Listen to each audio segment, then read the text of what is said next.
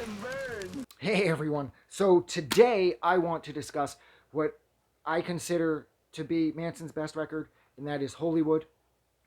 Now, a record like this, it comes along every 10 years, or in this case, comes along once, maybe twice in an entire career. The only other record of his that I felt sounded this complete and it played that easily for me from start to finish was Heaven Upside Down. Now, that's not to say that Born Villain or The High End of Low or Mechanical Animals weren't an effortless listen where I just fell in love with them completely, because I did. Because up until this point, Manson has not released a bad record.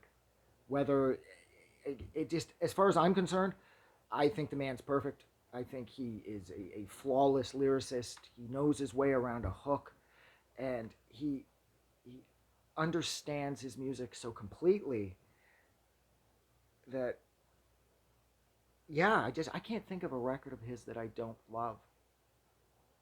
I guess the most uneven record would be Smells Like Children, but that doesn't really count because that's more of a remix album, because he was kind of taking a page out of the Nine Inch Nails book at that point, because him and Reznor were still sort of semi-friends. But this record, Holywood, this record is absolutely flawless, and I absolutely love how it's broken up into 4 parts, and they spell Adam, because that was his, like, fucking wink to me. I know it was. Back when this record was released, he knew about me, he knew I was out there, and he was like, I'm gonna fucking include that guy's name. I doubt it, actually. I doubt that he did that for me. But I'm gonna say that he did, because I can. I can create any fiction I want here. But yeah, with Manson's jaw missing on the cover as he's crucified, I absolutely loved that, because as everybody, well, I guess I shouldn't say as everybody, as a lot of people know, Manson caught a lot of fire as a result of Columbine. He was blamed outright for Columbine and every school shooting in and around since Columbine, up until the point roughly around Holywood, actually. He was blamed for every time a kid did something wrong at school. Manson was in the crosshairs, and this record was his response to that criticism, or those indictments.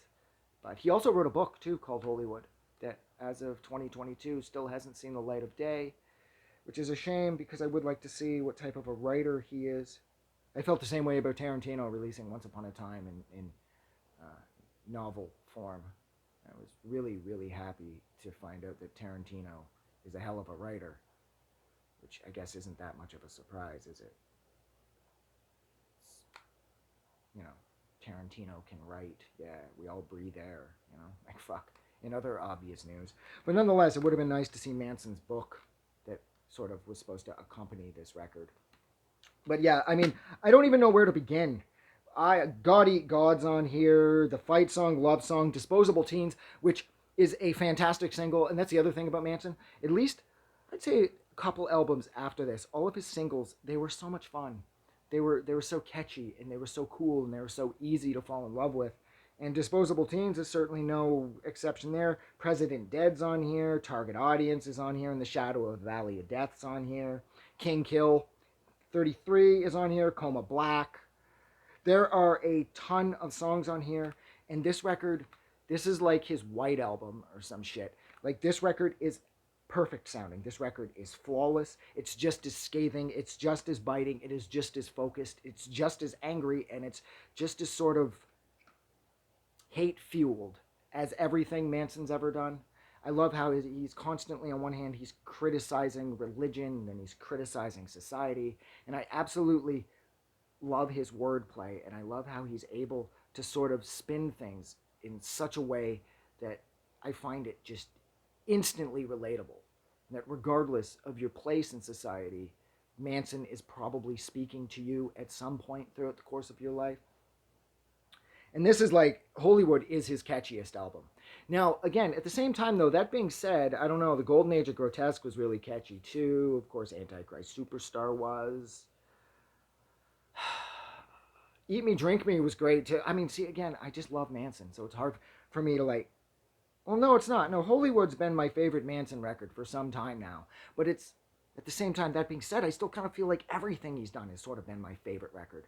But I will say, as far as technically things are concerned, Holywood and Heaven Upside Down were absolutely flawless.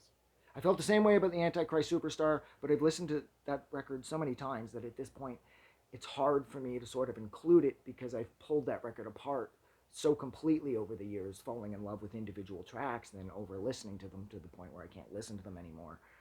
And I haven't done that with this record because I always make sure to listen to this record in its entirety from start to finish so that I never pick a song out and just over listen to it and kill it.